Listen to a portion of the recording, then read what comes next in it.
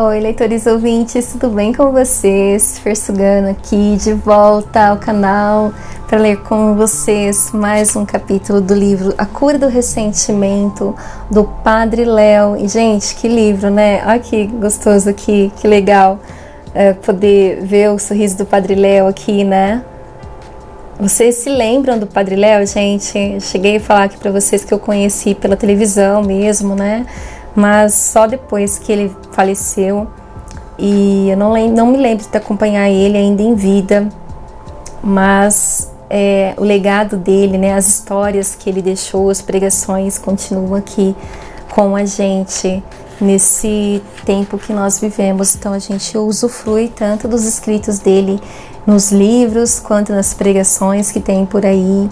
E esse livro ele vai fazer muito bem, não só agora, nessa época que nós vamos viver de Natal, de recolhimento ali, né, da nossa alma, mas que também possa repercutir para o resto da nossa vida, porque é o que eu digo, fácil é perdoar em época de Natal, e Jesus, ele aceita isso de nós, porque ele está sempre ali de braços abertos, para receber a gente, mas que a gente consiga expressar esse amor, esse perdão em todos os dias da nossa vida, todo momento que a gente sentir necessidade e precisar mesmo despertar, né? Então vamos para a leitura que eu tô falando bastante aqui.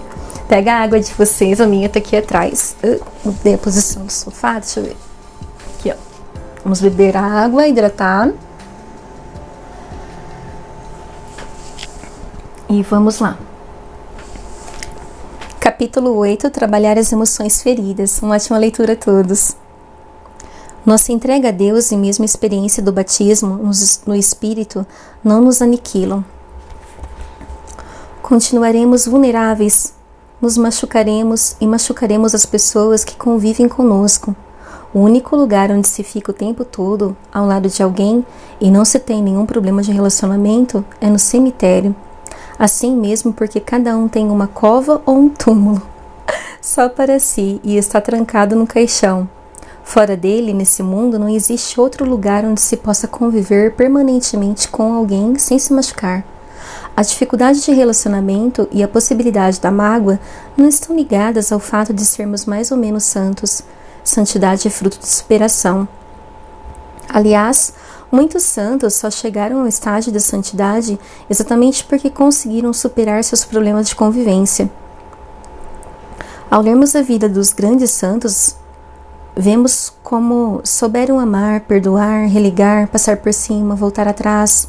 Foram mestres em relacionamentos não porque não tiveram problemas, mas porque aprenderam a superá-los e a resolvê-los de modo correto. Na Bíblia, o maior exemplo de pessoa com sérios problemas de relacionamento é o de Paulo de Tarso. O homem era osso duro de roer. Com poucos ele não brigou. Seu temperamento era muito difícil e o afastava até mesmo de seus companheiros de apostolado. Isso sem falar das dificuldades que teve com autoridades e até com os seus evangelizados. É bonito ver como ele reclama atitudes de amor e de fidelidade de seus filhos espirituais.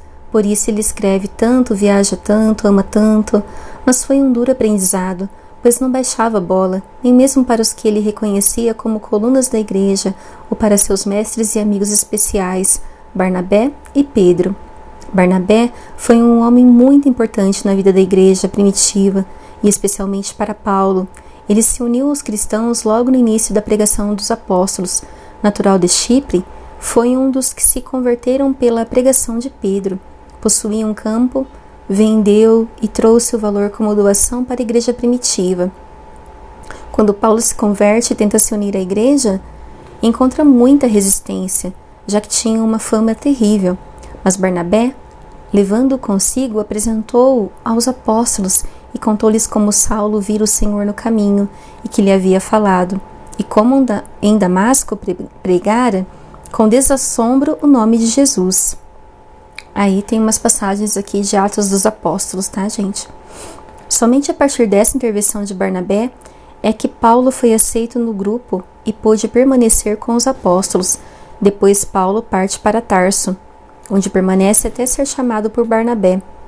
A morte de Estevão, que teve a explícita aprovação de Paulo, provocou uma terrível perseguição contra a igreja primitiva. Com isso, os primeiros cristãos acabaram se dispersando. Na dispersão, chegaram até a região da Antioquia. Barnabé era natural de Chipre, e seus conterrâneos, os fundadores da igreja da Antioquia,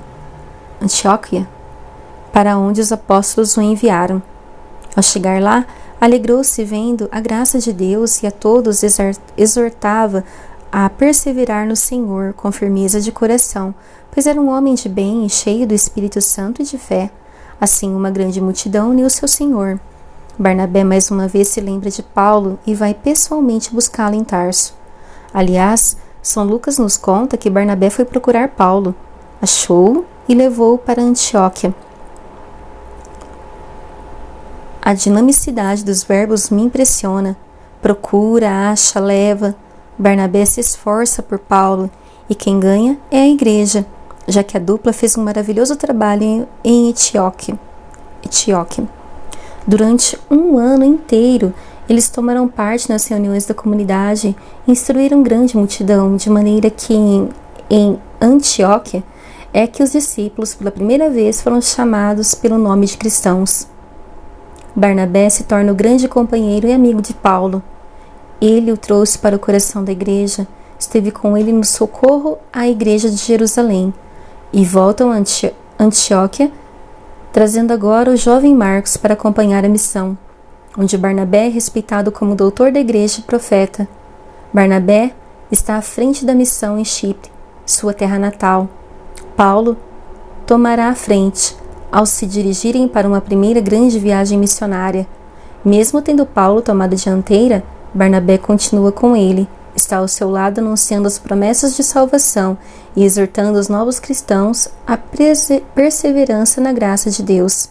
Barnabé estará ao lado do companheiro querido também na hora de pôr em prática o ensinamento de Jesus sobre os que não os aceitam.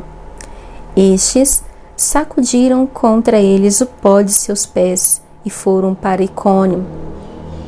Os discípulos, por sua vez, estavam cheios de alegria e do Espírito Santo. Em Icônio, Paulo e Barnabé pregam com desassombro e confiança a palavra do Senhor, e diante da resistência de alguns, eles fogem para as cidades de Licaônica, Listra, Derbe e suas circunvizinhanças.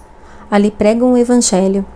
É muito interessante que, embora seja Paulo que agora está à frente da missão, quando em Listra surge um problema muito sério, já que os habitantes da região acham que Paulo e Barnabé são deuses. Quem toma a decisão de romper com qualquer espécie de idolatria é exatamente Barnabé, o mais maduro e experimentado, que depois acaba levando o apedrejado Paulo para Derbe. Dali, retornam para Antioquia, onde surgirá a controvérsia acerca da circuncisão que provocará o primeiro concílio da história da igreja, o Concílio de Nazaré.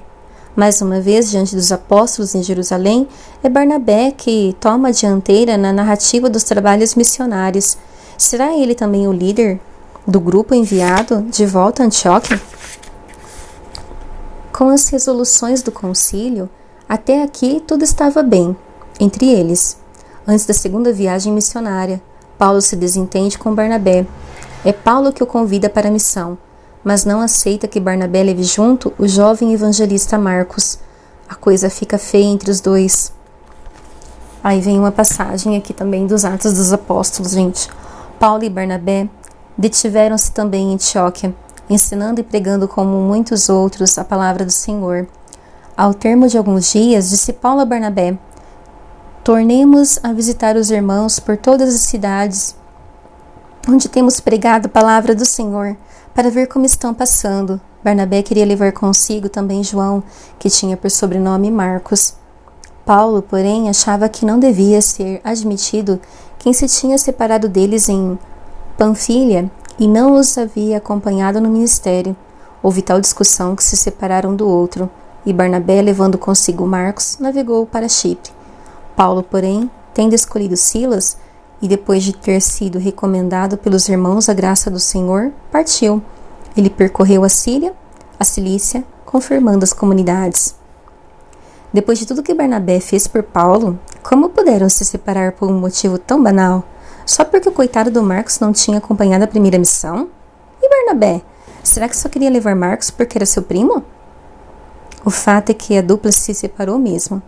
A partir daí, Paulo viajará sempre com outros companheiros, brigará com quase todos eles e só voltará a falar de Barnabé para dizer que ele também andou fazendo umas coisinhas erradas. Paulo, o maior missionário da igreja primitiva, deixa transparecer seu difícil temperamento. Talvez esse fosse o seu espinho na carne, as bofetadas que o encardido lhe dava. Faz sentido pensar assim. Paulo nos afirma em Efésios que o encardido acha uma brecha para entrar em nosso coração pela porta do ressentimento. E se o encardido é o especialista em disfarce, que se transfigura em anjo de luz para nos fazer perecer, é bem provável que tenha achado essa brecha no temperamento de Paulo. Mas o mais bonito é que Paulo é sempre sincero. Mesmo quando sua dificuldade está relacionada ao seu grande amigo e mestre Barnabé ou ao primeiro Papa, Pedro. Não importa. Ele manifesta o que pensa e o que sente. Ele não se esconde atrás da máscara de bonzinho e amável com todos. Paulo aprendeu, às duras penas, que somente a verdade liberta e que a verdade tem nome: Jesus. E aí vem mais uma citação aqui da Bíblia. Quando, porém, Cefas veio a Antioquia, resisti-lhe francamente, porque era censurável, pois antes de chegarem alguns homens da parte de Tiago, ele comia com os pagãos convertidos. Mas quando aqueles vieram, retraiu-se e separou-se destes, temendo os circuncidados. Os demais judeus convertidos seguiram-lhe a atitude equívoca, de maneira que mesmo Barnabé foi levado por eles a essa dissimulação. Quando vi que o seu procedimento não era segundo a verdade do Evangelho, disse a Cefas, em presença de todos: se tu que és judeu vives como os gentios e não como os judeus, com que direito obrigas os pagãos convertidos a viver como os judeus? Nós, judeus de nascença e não pecadores dentre os pagãos, sabemos, contudo, que ninguém se justifica pela prática da lei, mas somente pela fé em Jesus Cristo. Também nós cremos em Jesus Cristo e tiramos assim a nossa justificação da fé em Cristo, e não pela prática da lei, pois pela prática da lei nenhum homem será justificado, pois se nós, que aspiramos à justificação em Cristo, retornamos todavia ao pecado, seria porventura Cristo ministro do pecado? Por certo que não. Pedro é outro exemplo de coração curado. Não poderia agir de modo diferente, ele que recebeu a cura do próprio Cristo. Por isso ele sabe e nos ensina que o único jeito de amar é de modo ardente e do fundo do coração. Para chegar a esse amor é preciso purificar o coração. Sem a cura do coração, ninguém pratica o amor fraterno, sincero e sem fingimento. Em obediência à verdade, tendes purificado as vossas almas, para praticardes um amor fraterno sincero. Amai-vos, pois, uns aos outros, ardentemente do fundo do coração. Deponde, pois, toda malícia, toda astúcia, fingimento, invejas e toda espécie de maledicência. Pedro nos ensina o que aprendeu de Jesus e aquilo que pôs em prática, mesmo sendo aberta e publicamente questionado e provocado por Paulo. Ele não cultiva nenhuma espécie de ressentimento do apóstolo dos gentios. Pelo contrário, reconhece publicamente seu valor e o valor de seu ministério, chamando-o de irmão amado. Vou fazer uma pausa para uma água, gente. A leitura dos capítulos são um pouquinho longas, né?